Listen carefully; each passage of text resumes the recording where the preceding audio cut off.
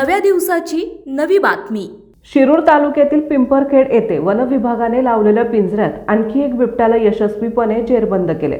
सुमारे 5 ते 6 वर्षे वयाची ही मादी असून यामुळे या परिसरातील पकडलेल्या बिबट्यांची संख्या तब्बल 24 वर पोहोचली आहे। स्थानिक नागरिकांच्या मते गेल्या काही महिन्यांपासून परिसरात बिबट्यांच्या हालचाली वाढल्या होत्या। यामुळे वन विभागाने विविध ठिकाणी पिंजरे लावून गस्त वाढवली होती। बिबट्याला जेरबंद केल्यामुळे नागरिकांनी दिलासा व्यक्त केला असला तरी अद्यापही या भागात बिबट्याची संख्या अधिक असल्याची शक्यता व्यक्त केली जात आहे।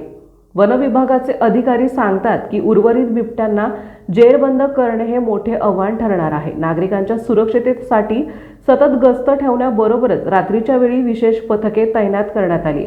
तसेच ग्रामीण भागात जनजागृती करून नागरिकांना सावधगिरीचे उपाय सांगितले जात आहे। परिसरातील परिस्थिती नियंत्रणात ठेवण्यासाठी वन विभाग प्रयत्नशील असून पुढील काही दिवसात आणखी कारवाई केली जाण्याची शक्यता आहे।